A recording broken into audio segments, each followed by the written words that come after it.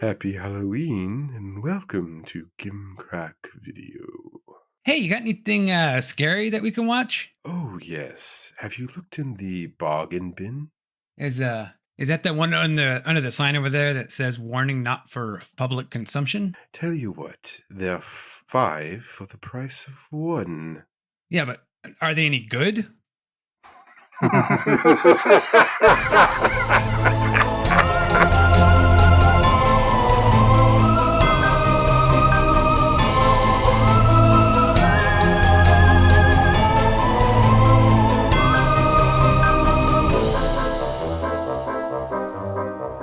Hey, everyone! It's Dustin.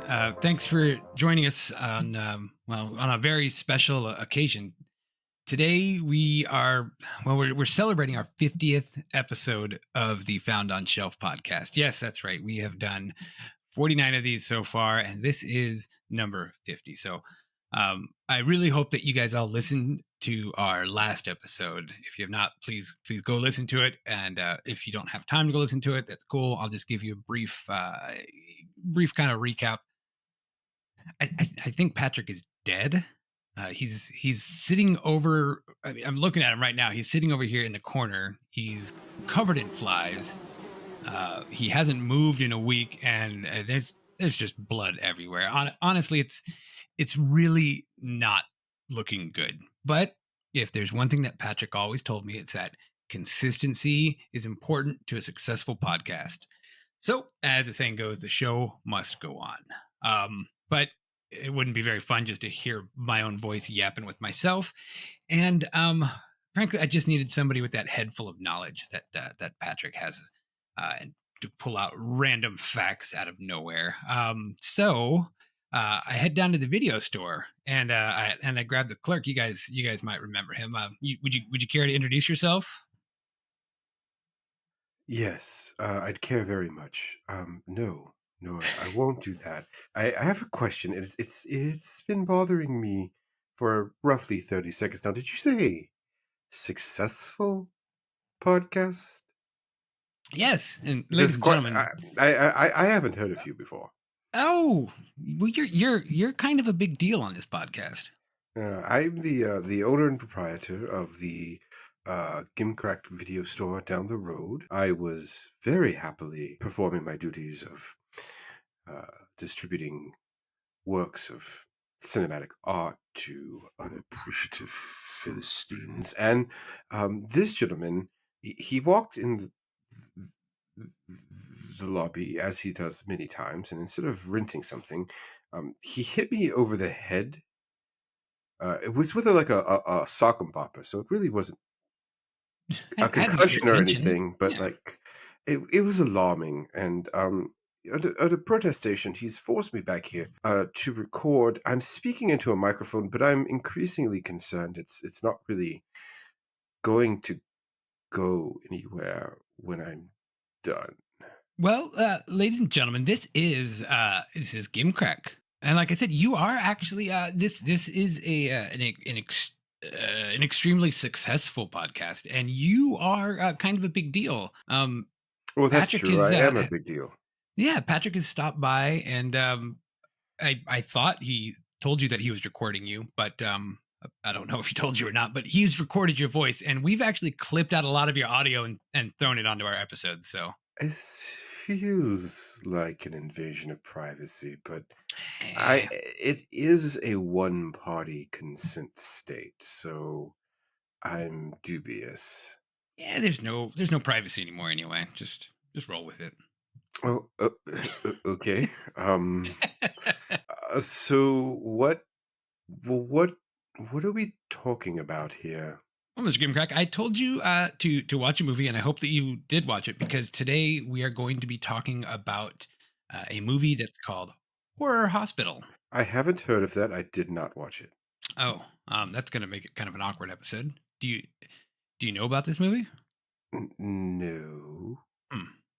Should All we right. should we pause Yeah. to watch the film? I'm confused. How does this work? Yeah.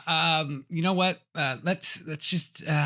Jesus Christ, this is rough. I miss Patrick. You're a fucking amateur. Anyway, all right, we'll pause it. We'll come back and we'll just. I gotta sit and watch this fucking movie with Gimcrack. All right, guys, we'll be right back. Take a walk into the future and see a movie 100 years ahead of itself. Now, Frederick. Test drive the car of the future and try out the Death Ship. Meet Judy and Jason. What's your name? Judy Peters. What's yours?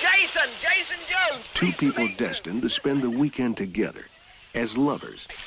Lovers who will experience the taste of terror. Meet Dr. Sturm, a scientist who discovered how to control the human mind, whose patients have no choice but to obey his every command. You're sick. You're ill. You're insane. A genius who wants to create an army of humanoids. Well, my friends, there'll be 3 more companions for you very soon. Dead bodies recycled into faceless humanoids that follow orders to kill.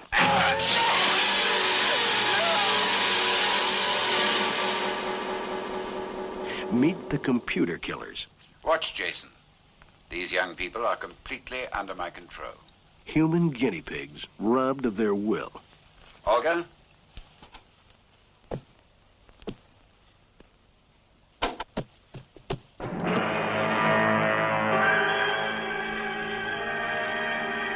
People transformed into humanoids by an operation that removes part of the brain. An operation that transforms them into living humanoids. What do you think he's doing to those kids? I don't know. He seems to have them under his control. What have they done to her?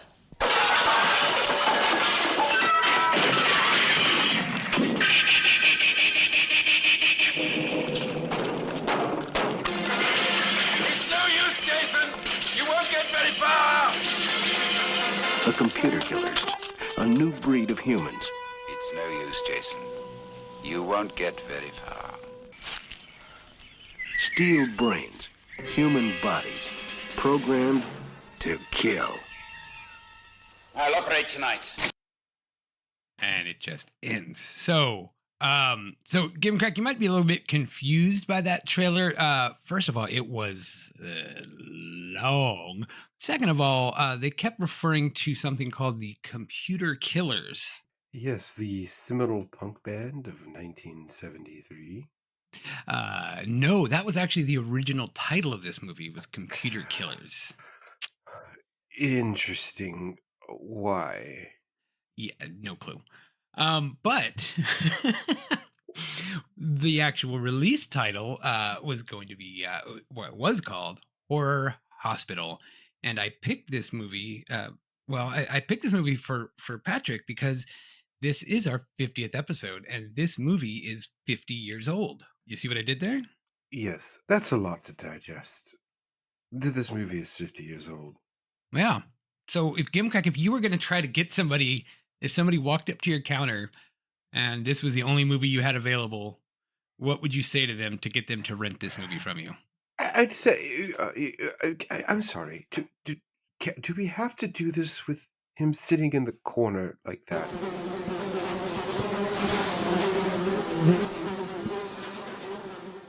It's rather unnerving. I know, but I put some of those little Christmas trees from the cars. They're hanging off his ears. I don't know if you could see them, but the smell should go away soon. We'll be all right. Okay. I'm not sure this is legal, but how I will describe this film, if I was trying to sell it to someone, you've come into my place, you want a movie for the night. How about one that has no background music whatsoever? That's not true. There's one scene with music. Would you like a film that does not set tone or convey feeling through the use of audio? I don't think you like this movie very much, Gimcrack. You know, it's funny that you're picking up on that. I thought I was being quite subtle.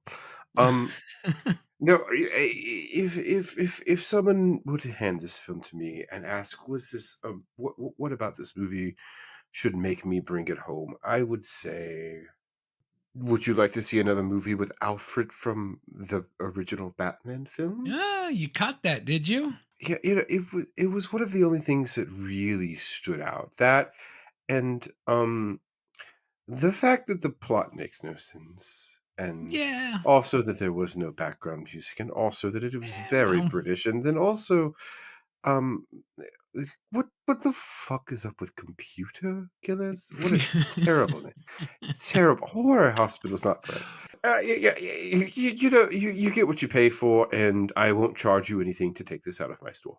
right. Well, that's very very endearing of you. Considering that your number one customer is sitting in the corner over there covered in blood, you might want to think about just renting whatever the fuck anybody wants. Anyway, so I consider your tone is quite not cordial or friendly. I am a guest host. I begrudgingly a guest host. Yes, yes. But hey, why don't we start talking about this movie? The film opens with nothing happening against a field of green, no sound. People are running. You really didn't like that no sound part, didn't you? It's almost as if you need ambiance to convey feeling in cinema. Take for instance Benny Hill.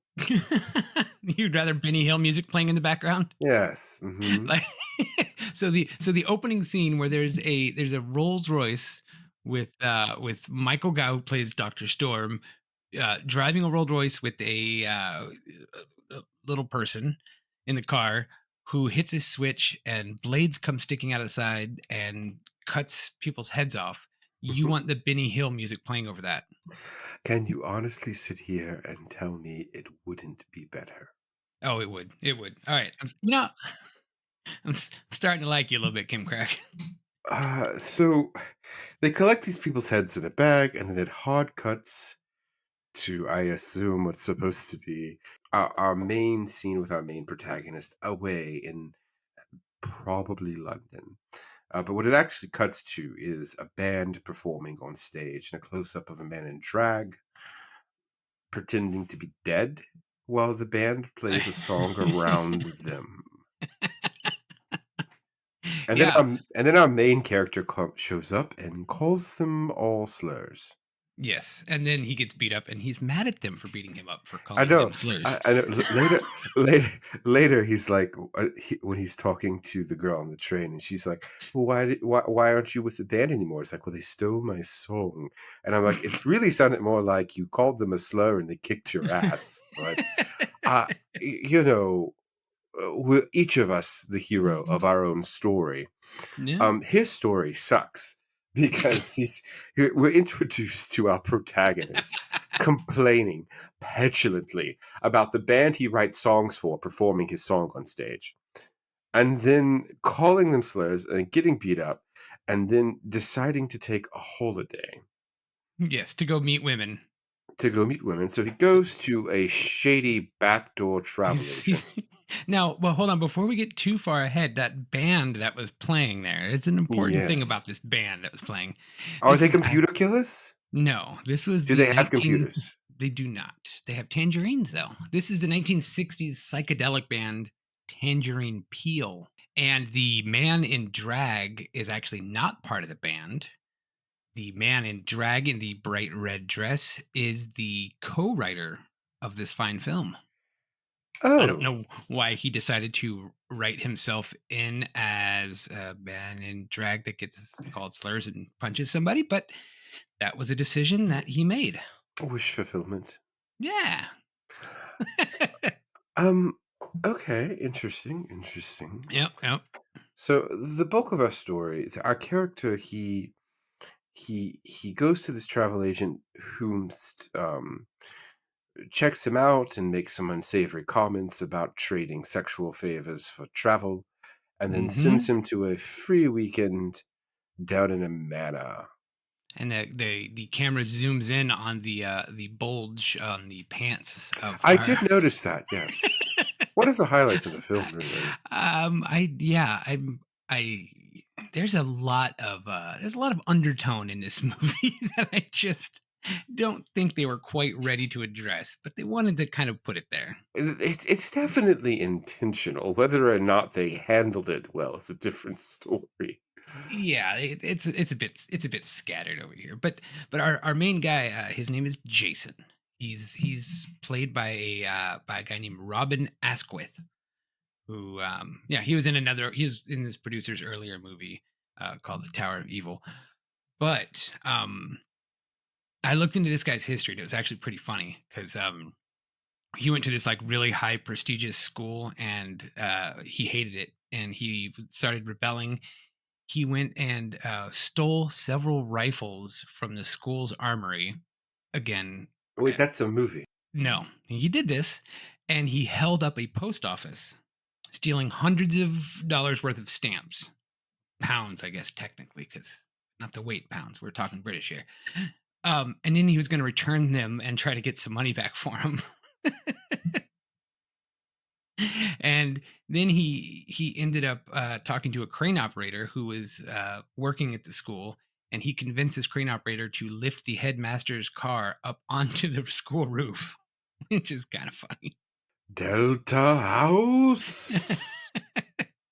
And then he went on to star in a bunch of sex comedies like Confessions of a Window Cleaner. And then that had 3 sequels: Confessions of a Pop Performer, Confessions of a Driving Instructor, and Confessions from a Holiday Camp.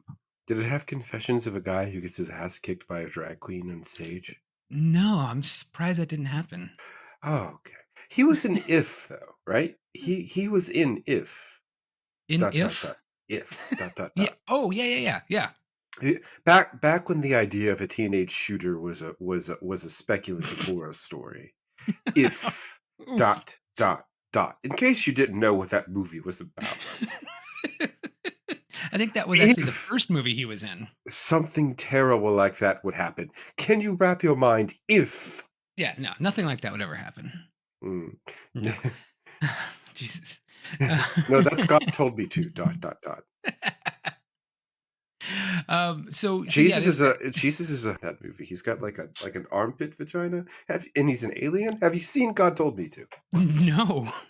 Is that on the Gimcrack recommended shelf? Absolutely.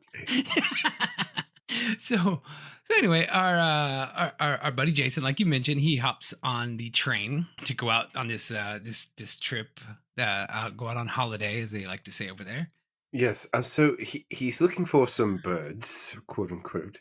I don't really think his intentions are altogether of the avian variety, but Mm-mm. he walks into this compartment with a young lady. Mhm. Now, I need to take a moment here. This woman is wearing a sweater. It's a turtleneck sweater, so she is covered from her wrists to her chin. Mhm. Okay. She also has knee-high boots and a Mhm. miniskirt. And the reason I point this up is because from where she is in the seated position, the only piece of revealed skin on her body is her kneecaps. And listener, don't you know that the movie Listeners with an S. Zoom There's more than one listener. Sure. Don't you know that the film zooms in on her kneecaps? It's specifically doing it from Jason's point of view. It's literally Yes. the male gaze on this woman's kneecaps because it is the only piece of exposed skin in this particular scene. That is all Jason needs to see. And it's funny because if you pay attention during this scene, they're supposed to be sitting across from each other. Yet if you look at their window in the background, they're both traveling backwards.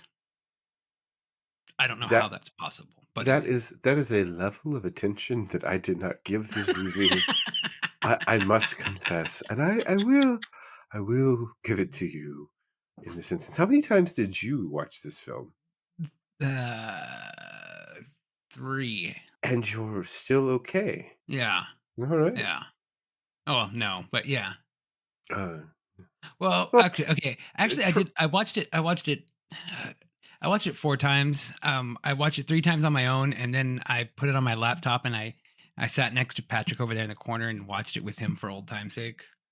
I wasn't really going to mention that, but grief and trauma do strange things to the brain, like yeah.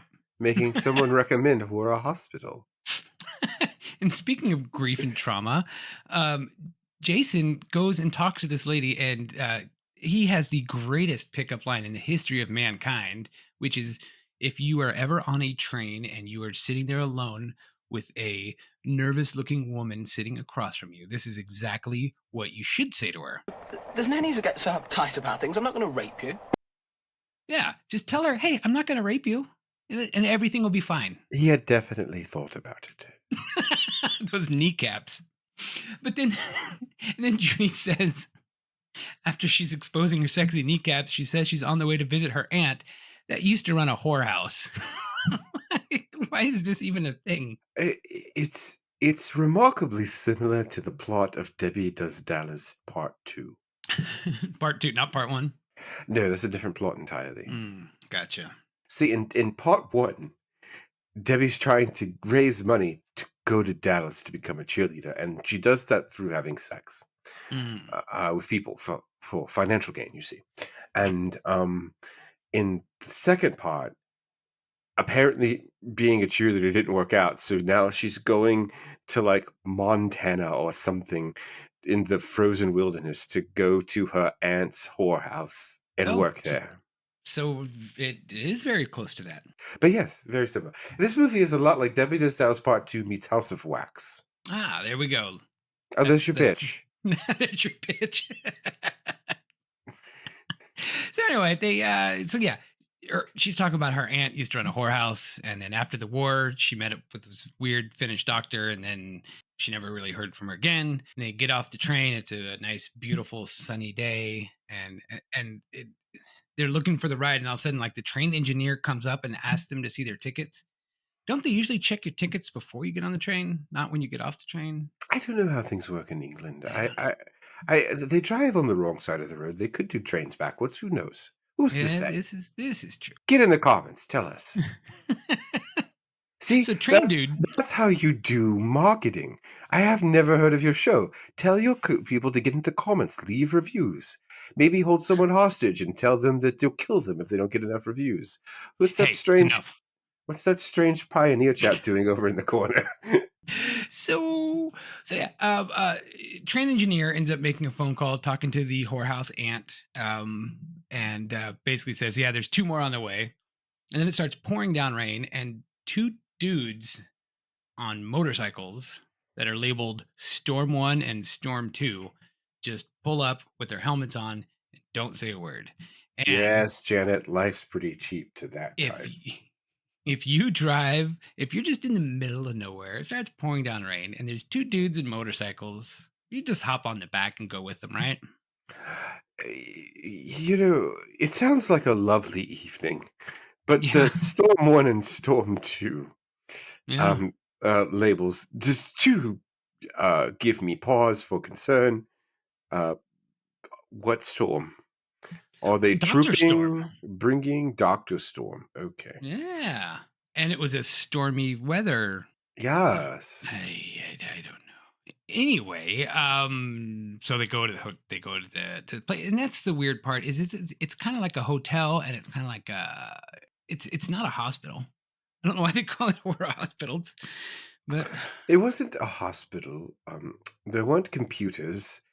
None of the names they were going with would have worked for this film. No. They wrote this entire film around the opening scene. With the car? Of the car, yeah. They thought this idea of the car, they thought it was really cool. And then they wanted to have like computer-controlled people killing each other. And that's where computer killers came from. But then they never really kind of did that. They just had like computer back flippers. We're jumping ahead of myself. Why didn't they just call it Murder Hell Car? It's Head Slicey Offie. It seems very British. Head Slicey Offie, that classic British horror film. I would watch a movie called Head Slicey Offie. I'd watch one called Murder Hell Car.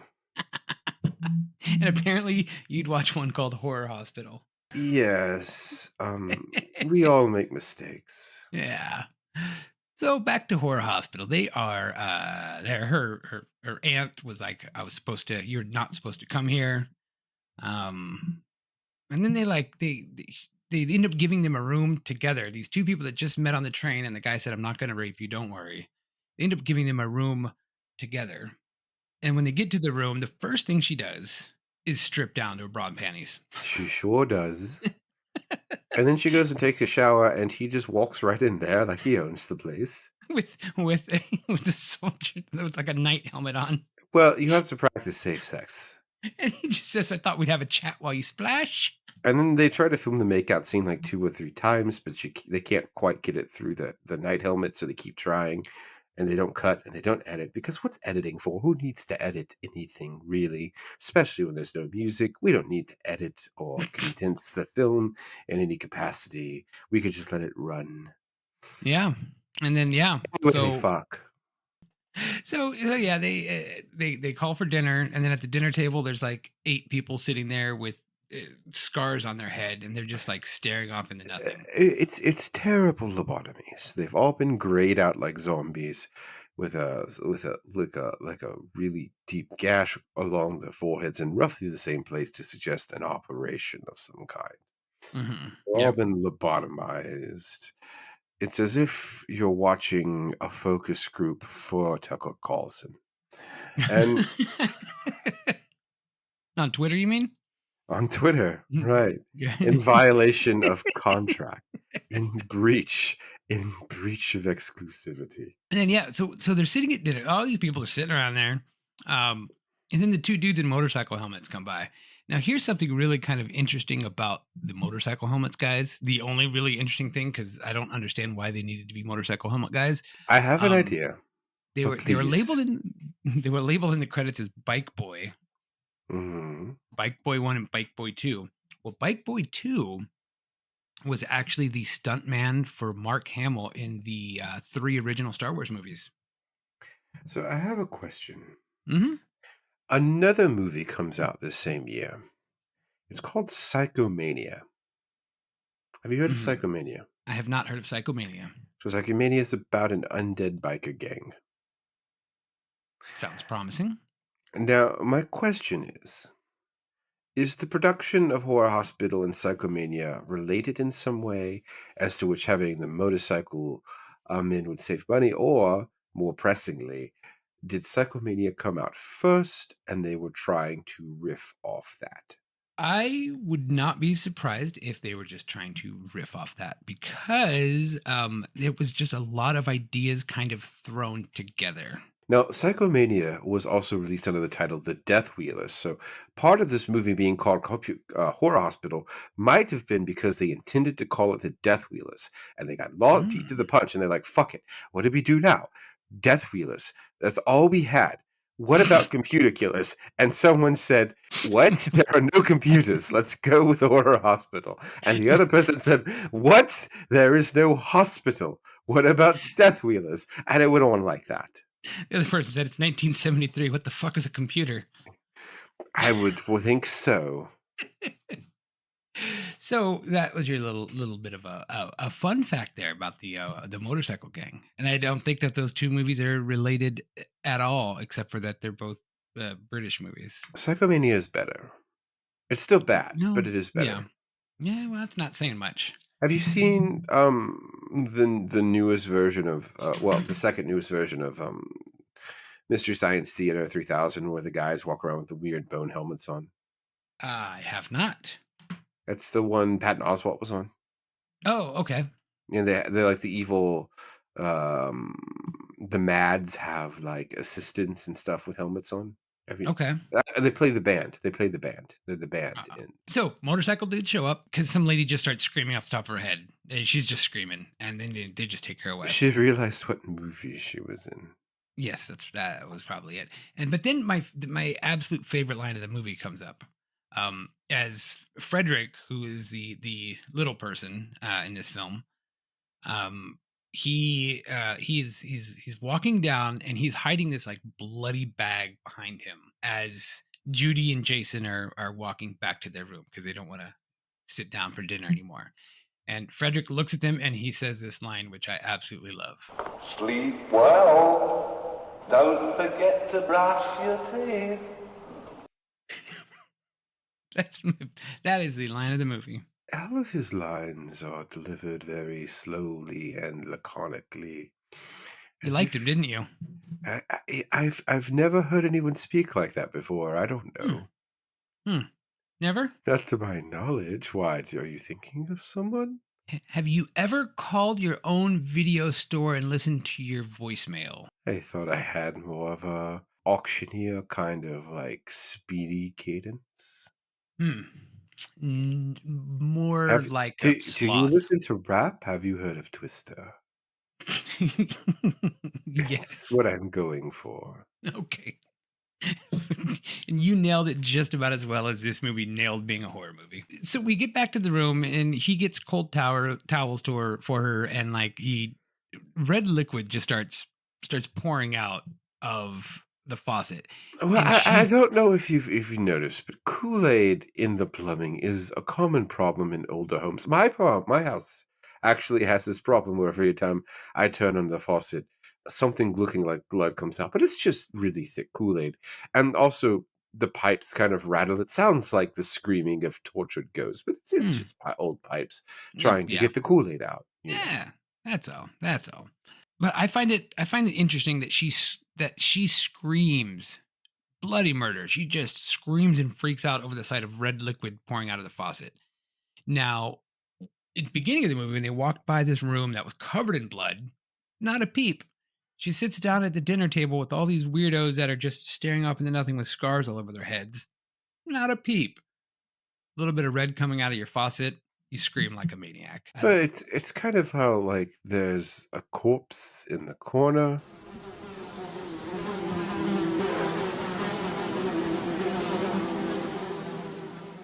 And we're just sitting here pretending like it doesn't happen. But if you were to go get a drink right now and red stuff came out of your faucets, being as you don't have the Kool-Aid problem, I imagine you might elicit a sound that sounds a little bit like a scream, maybe a shriek.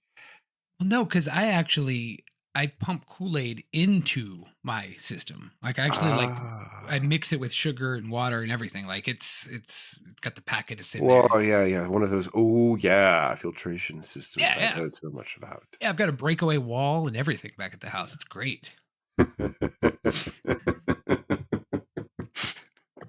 Jesus fucking Christ. See, we got the red liquid. She's screaming, blah, blah, blah. Turns out that Frederick put some body parts in this little water chamber. And that's when Dr. Storm comes in and tells them that they can't leave. Dr. Storm, of course, being our Alfred Pennywise here. Or Pennyworth, not Pennywise. That's somebody completely different. Hey, have you ever seen the movie The Devil Bat? It rings a bell. It rings a bell, but I can't remember if I'm confusing it with the bat. It might ring a Bela Lugosi. The devil. He is in that, isn't he?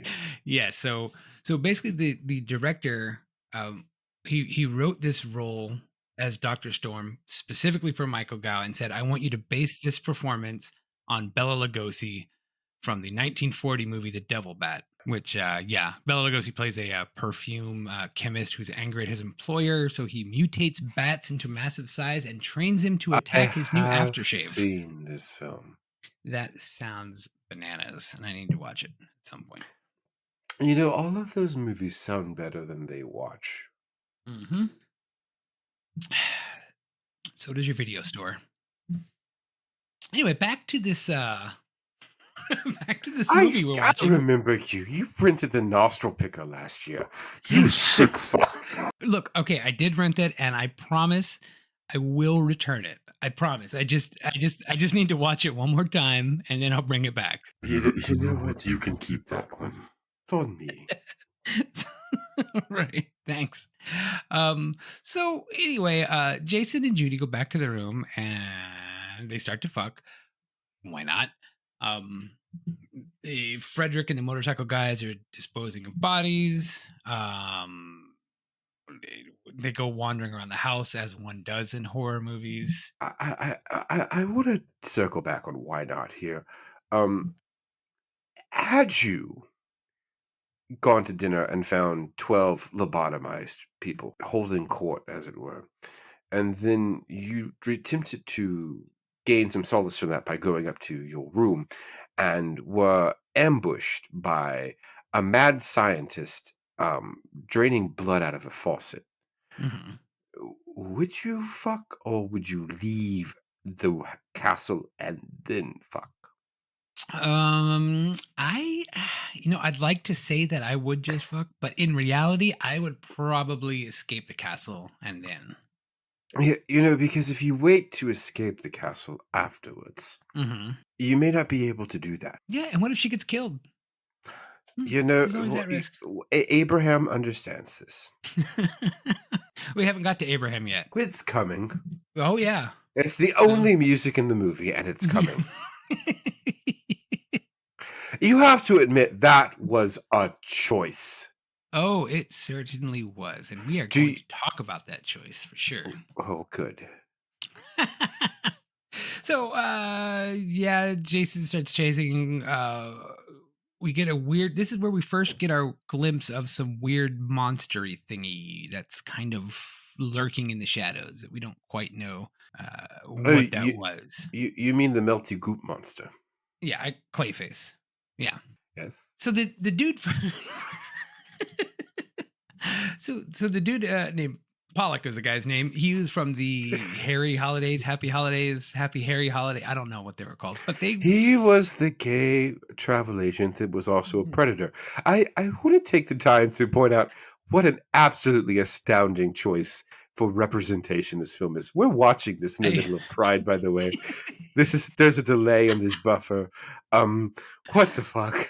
To be fair, the gentleman that played Pollock was in real life a bisexual man. So By representation, fantastic. Did he there have is- to be a predator? well, a predator and kind of a piece of shit who would basically send people to this place knowing that they were going to be lobotomized and turned into backflipping computer slaves. So he goes to get his money and he's like, "Oh, I'm done with this. I just want my money and I'm gonna get out of here." So he gets his money and he walks away all nice and happy. And then the car pulls up to give him a nice ride and slices his head off, as the Rolls Royce does. Inspiring a new trope called "bury your predatory gaze." I hope it doesn't inspire that. So yeah, so this is a weird part because Jason sees this happening from his window, and then all of a sudden the biker dudes and Dr. Storm are in the room with him like a half a second later, which cool. A guy in a wheelchair managed to get up the elevator that fast. Awesome. They go down to the gym where some of the lobotomized dudes are working out. A weakling weighing 98 pounds. and this is where Dr. Storm kind of starts revealing his evil plans to His make evil- guys do backflips and get punched in the stomach. The Charles Atlas workout plan. This is the only computer part of the whole movie, and it's like I don't know if he installed computer chips in their brain or what the real thing was. I don't know why they listen to him when they push buttons, but they also listen to him when they don't push buttons. I don't understand. Does he give you the lore dump here, or does he do the lore dump later? The which one now? The backstory, the info dump. That's lore. That's later. I thought you said the Laura dump, and I'm like, no, there's no one new. That was another movie I watched, and I was trying to pick another movie for the podcast, and I turned it off after 5 minutes. It was fucking nasty. Anyway, Did you turn it off after 5 minutes because you couldn't take anymore, or just because you were done? because I couldn't take anymore. It's a movie called Evil Twins, spelled EVUL. Oh my god. Like the first second of it was like a woman giving birth through a fake vagina of twins that were peeking out of her vagina. And then the guys the twins shows them in the future. They're just wearing like diapers and they're big and fat and eating things. And it's like shaky cam throughout the whole thing. And then they throw on this movie called Food Porn, which is just women. And I'm like, I'm out. I'm done, I'm done with this. It was.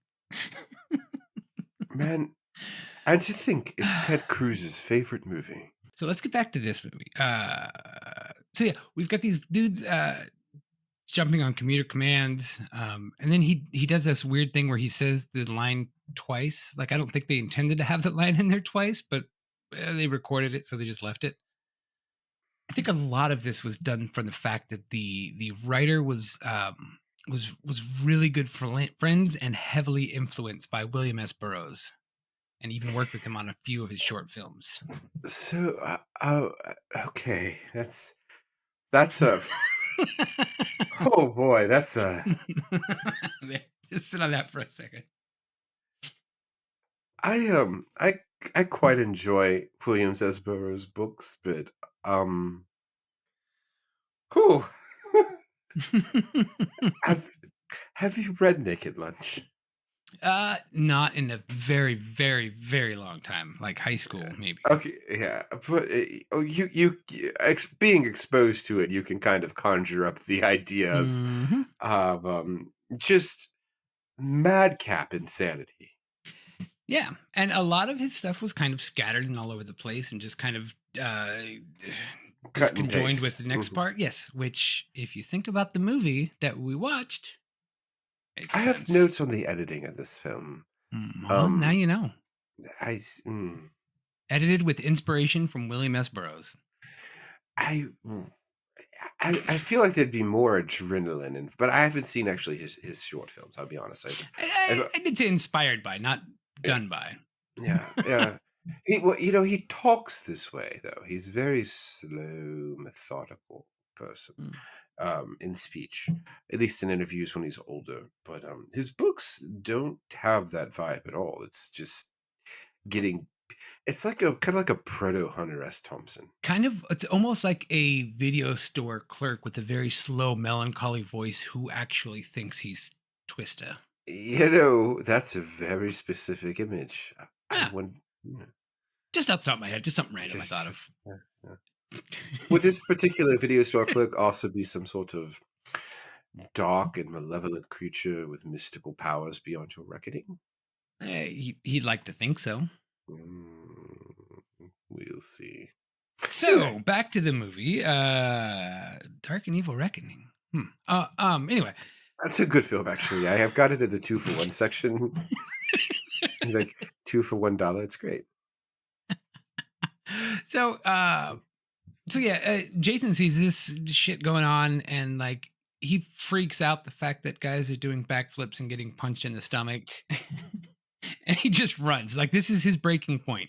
People doing backflips on command and getting cigarette butts put out in their stomachs. That's the breaking point. Not the scars on the faces, not the blood all over the mattresses, none of that stuff. This is the breaking point. It's clear that he has some trauma associated with PE. It's got to be it. Yes. So anyway, he runs away. Yeah. In a very exciting chase with no chase music, and then he gets recaptured. In a very climactic scene. He did all of his own stunts, just so you know. I'm having a hard time remembering if that's an impressive thing or not. No. Okay. But he did them.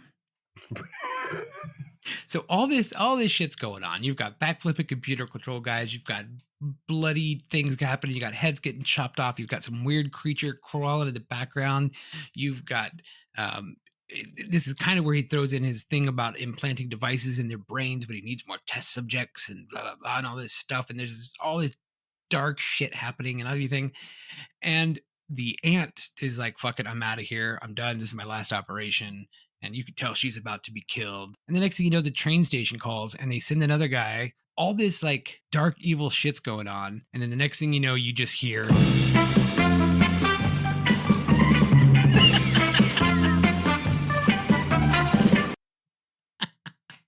like the only music up to this point, and that's what you hear.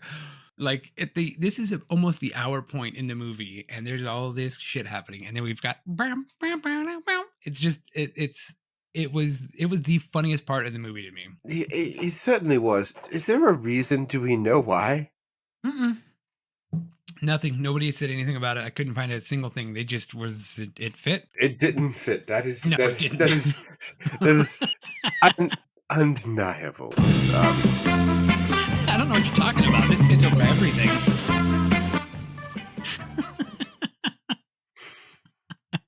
So anyway, this is Abraham, and This is Abraham. He's a boyfriend of Mitzi. Millie, a girl that we just Millie. met like 3 minutes ago. And she's been lobotomized, and he's come looking for her. He saw a newspaper, a magazine, an Yeah. advertisement in a magazine, and just said, well, I'll start there. Because he got into a fight.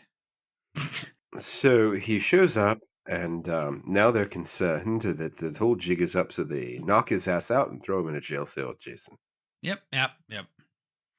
And at this point, Olga, Harry, Ginny, Jerry, Aunt something.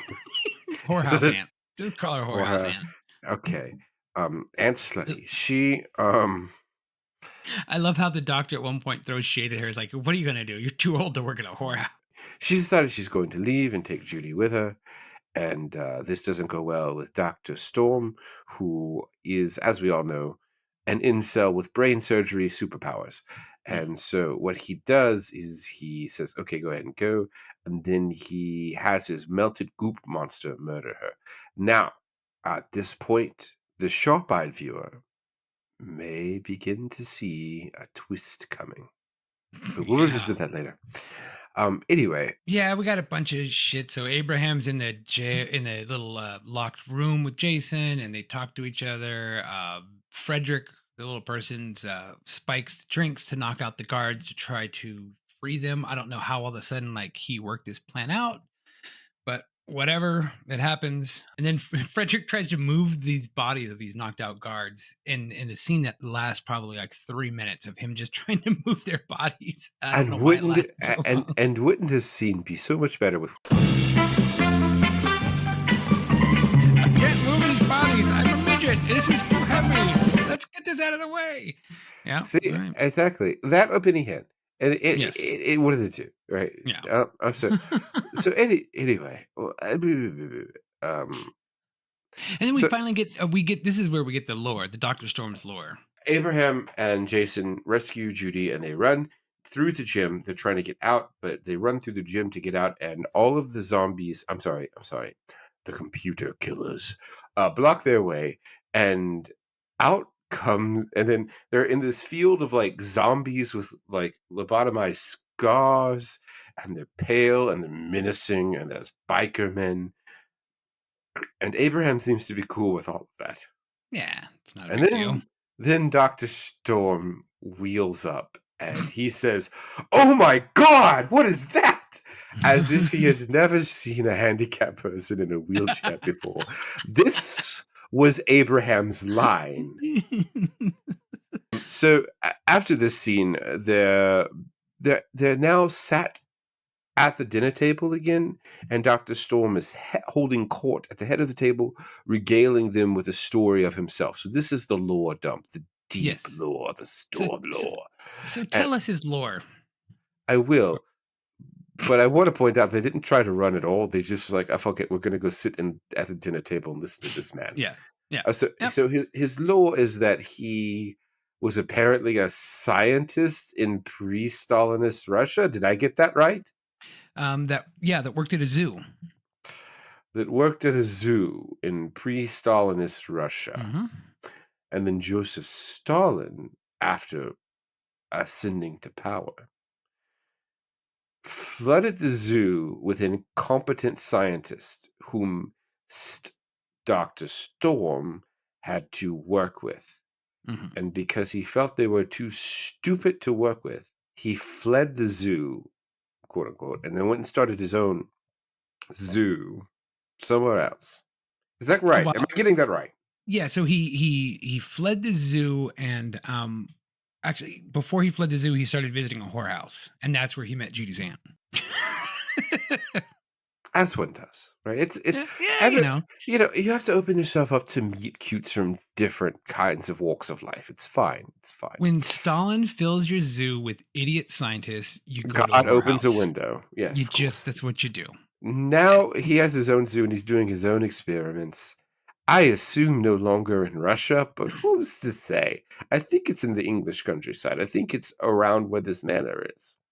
Yeah, they were actually referred to him as being Finnish earlier, so it's I'm not Well, great at geography, but you can't trust Finns. Anyway, yes. so And then I they don't were even know if that's offensive or not.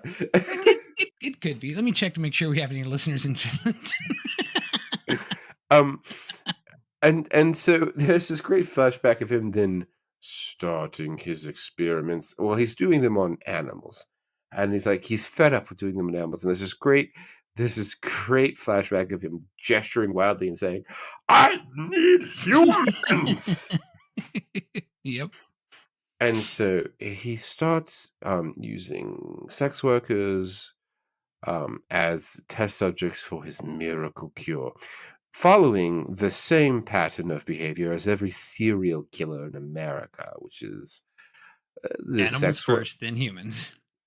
Well, yes, but Sex workers, yeah. I was going to say sex workers have less people that will come looking for them, so I can probably get away with this. Like, Yeah, yeah. it's a messed up thing, but it happens all of the time. But you're right, animals first and people is also a Yeah, parallel yeah. that works in this scenario. The point here is he's a bad person who's killing people. And But he's staring at some weird, like, small blue box. but he's But then when seeing it shows it, full-size humans, right? full-size humans that are naked and like rolling around in kitty litter or something. I don't really know what the fuck's You going can on. definitely tell it's in England, but Yeah. they can't seem to figure out how to have sex because of his operation. Where do I put this thing? Yeah, so I would tend to say that his operation is bad. A villager.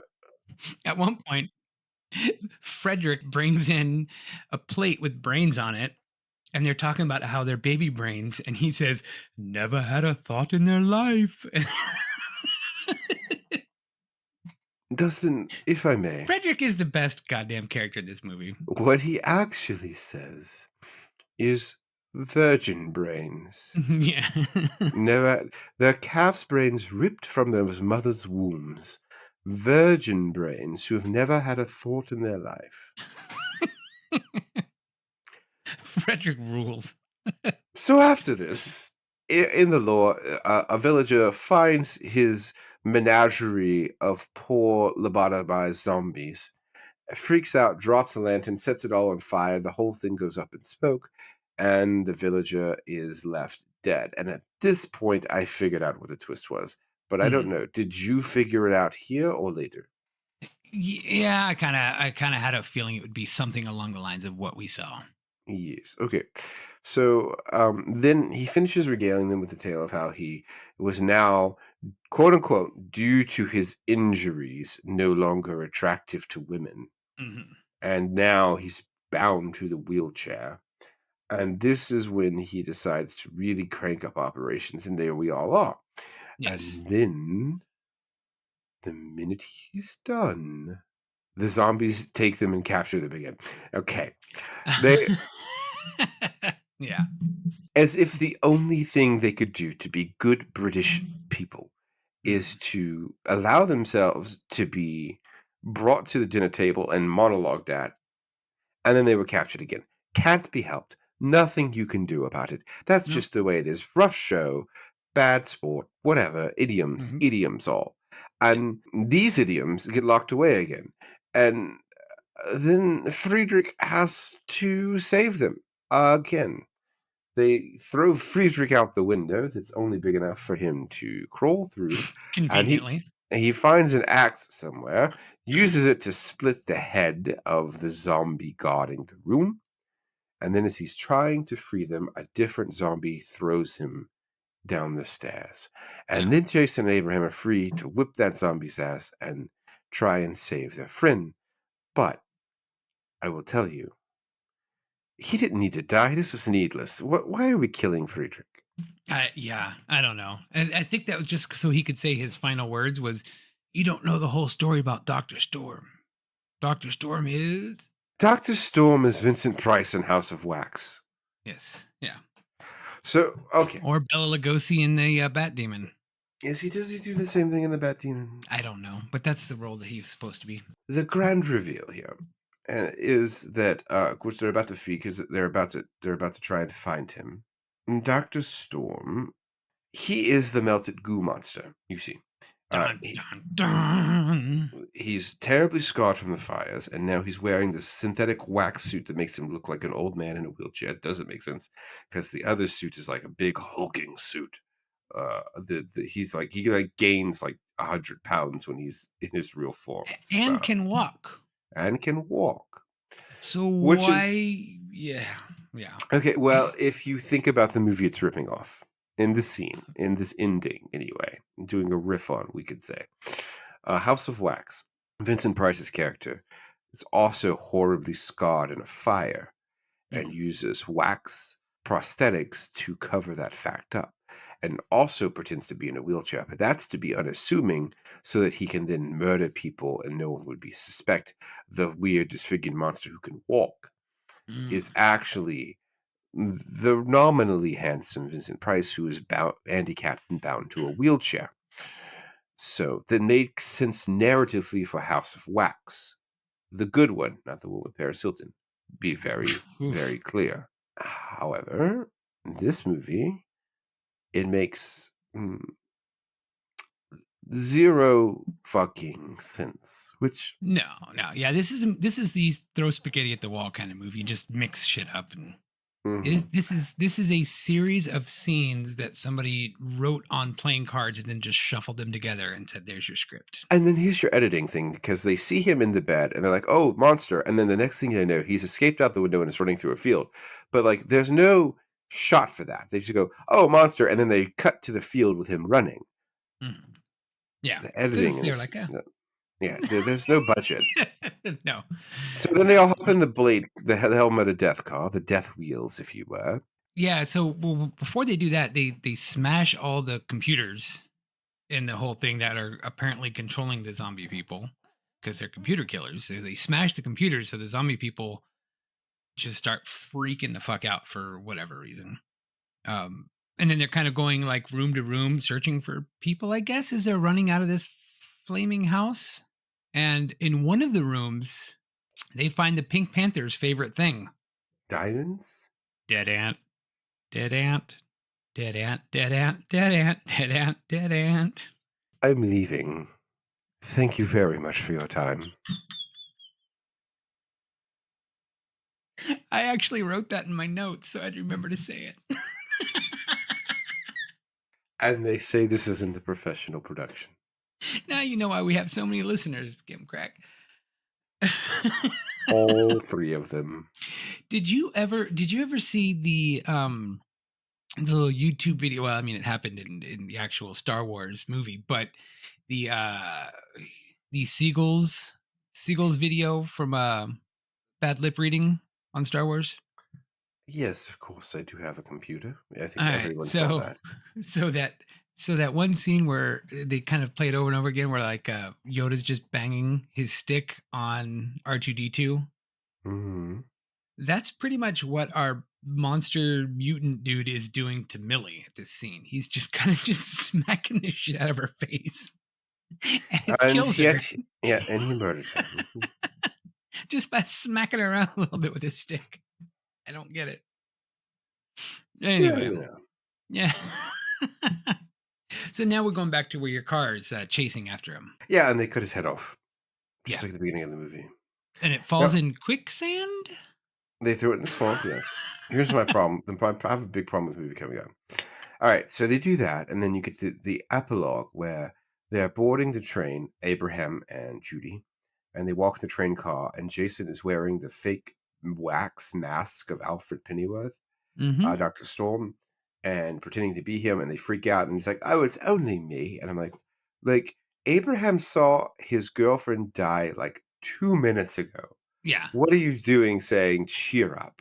And he's like, "Oh, you silly fuck." Yeah. Like 2 minutes ago. And then they all kind of laugh and the train goes away. Here's Abraham my just brings a party with him. That's all. Yeah, here's the problem with the ending of the film. It then shows the conductor looking concerned. Then it cuts to the swamp and shows the Dr. Storm's hand slowly penetrate the Very muck and mire of slowly. the moors. Mm-hmm. And then it cuts back to the conductor and he's dead on the tracks, and then roll credits. Okay, what the fuck happened there? He can't come back from the dead. He's not supernatural. They took his head clean off. Well, maybe he is a little supernatural. We don't know. It's no point in the movie have we established supernatural anything. This is strictly just, well, I think it would be scary. Ooh, I think we here's should what- call it computer killers. Ooh, computers. Well, no. Here's what happened: was his body was just floating up to the top. That was all. It Yeah. wouldn't actually reach. It was just floating up to the top. And then the conductor threw train himself- conductor, he's a drunk. He's a drunk and just accidentally fell in front of the train. The computer killers. The end. Well, What are the computer killers? A Chat GPT gone haywire. if you would like to know, the Italian title of the film was called Diario Prebuto di uno collegio femminile, which translates, I mean, I did a shitty job there, but it translates to Forbidden Diary of a Girls' Boarding School. Oh, I thought it said Forbidden Diarrhea of Girls' Boarding School. Yeah, that would probably make more sense. But yeah, that was the title, which probably makes even less sense than Computer Killers. So I can tell you a little bit. Go ahead. I was going to say, no one's expecting the Italian film industry to make sense. No. A little bit about this film. So after the success of his feature film debut, Secrets of Sex, which was 1969, nice anthology sex film that the director did, same director, Anthony Balch, he decided to, kind of mess around with some horror films, and he wanted his second film to be just a straight up horror film. And in his words, he wanted it to be with one continuous narrative. And then he did this. What? I mean, what does he think that one continuous narrative means? Yeah, well, so he started out by buying European porn films and then turning around and changing their titles to sell them to British audiences. That was where he got his start. Yeah. That's a worthy cause. That's fine. I can respect that more than this movie. Well, you might have a little change of heart. So the one person I didn't really talk about was the female lead, Judy, who was played by it was Phoebe Shaw. She was in a bunch of TV commercials. They changed her name to Vanessa Shaw for the film because the producers felt that Phoebe sounded too old-fashioned. So they wanted to call her Vanessa because it was sexier. And apparently that need did work because she started dating Robin Asquith. They briefly became lovers after this film. So the knee worked. And here's the absolute best part of the whole fucking movie. The last night party of film wrap-up was on November 11th. The party itself was compromised when Phoebe Shaw, played Judy, served cake that was laced with drugs. And in his autobiography, Robin Asquith wrote, "I don't know what she put in the cake, but I ended up with a 280-pound electrician named Roy sitting on my lap telling me that he thought he was in love with me." Because when the electrician saw him, he saw sparks. It's a real live wire. What kind of drugs do you take?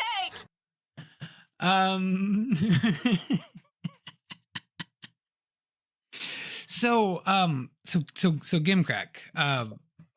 Yes. I take it you haven't really. I mean, I thought you might have listened to a couple episodes, but you haven't. I am aware of your existence in that you keep renting the worst shit from my store. You keep stalking them.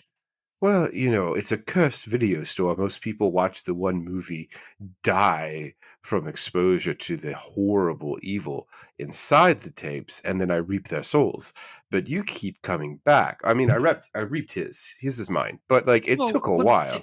to be fair, Patrick watched Winter Beast, I think 17 or 18 times now. So My God, it took a while. what's wrong with him? I mean, well, look at him It's now. I don't know. well, he's a little dead now, but like, Yeah. there's dead and there's yeah, Yeah, yeah, 8 times. Yeah. Well, so at the end of our episode here, we've kind of talked about the movie. We've done a little bit of behind the scenes stuff.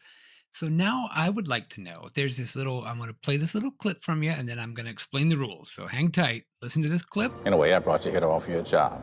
You think you can do it better, so here's your chance. All right. So I brought you here to do a job. You think you can do this movie better? Here's your chance. So you are allowed to change three Background things. music. You didn't let me finish. You have listened to the podcast, you son of a bitch. You know exactly what I'm going to say here. You're allowed to change three things, only three things, but you have to change three things. Three things need to be changed. Background music apparently is one of them. Yes, What are background the music. what are the That's fine. It's something. It's anything. Do you understand? what are your what are the other two things that you would change about this movie then? Give me a moment. This is difficult. Oh, yes, of course. More bladed death cars. Yeah. And then like more motorcycle people, just a bigger concentration on the deathmobile aspect. Just be careful asking for more motorcycles because you'll get Land of Doom. You don't want that. Or the Twisted Not Metal movie. want that. Yes. So, all right. So, add some background music, more bladed car deaths or motorcycle deaths, something like that. All right. And what was the third thing that'd make your viewing experience better? Actually, the third thing I want to change is your friend over there is dead in the corner. Yeah. And you seem impervious to these cursed movies.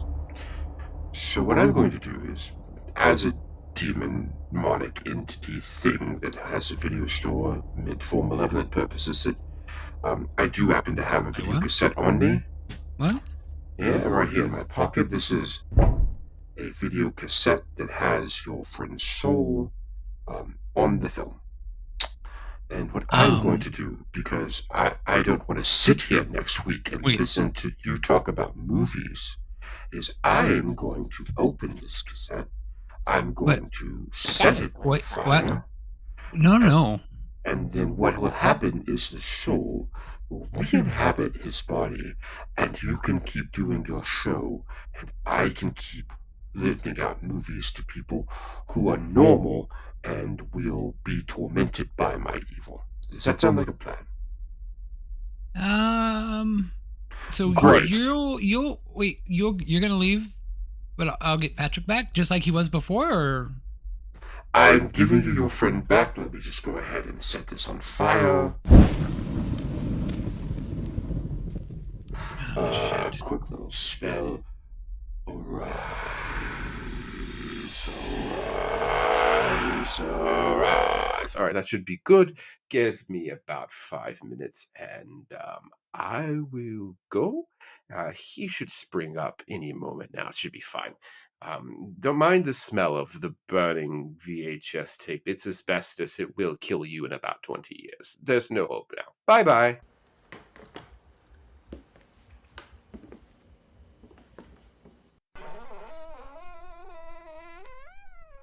Well, I guess it's slightly better than the smell I've been smelling the past week. But whatever. Anyway, well, he's still sitting over there. So I don't know what's gonna happen. I don't know if this is you there? Hey, Patrick. Welcome back to the show. I hope you can really help us edit this because there is a lot of shit going on in this one. It's just a nightmare, but glad to have you back. You kind of walked in on the end of this movie. don't really want to record this and talk all about it all over again. So I think I'm just going to wrap up this episode if that's all right with you. All right. Well, that about wraps it up for this episode of Found on Shelf. If you enjoyed this podcast, please like, subscribe, comment, whatever you want on whatever platform you manage to find us on, and check us out at foundonshelfpod.com. For all your social media needs, we are Found on Shelf Pod on whatever the fuck social media thing that you could find, and you could let us know what you think of the show, offer suggestions to other movies you might like us to check out. You can email us, foundonshelfpod@gmail.com. And yeah, I don't know. I gotta say this movie kind of had its ups and downs. And I know, Patrick, you I tried to show it to you on a laptop. I don't know if you watched it or not, but I gotta say my favorite part of the movie is still gonna be like, where like some serious shit's going down. But then they played that happy music, like the only music that was there. So I think that was my personal favorite part of the movie. Do you have any final words for us here, Patrick? Brains. What was that? Brains.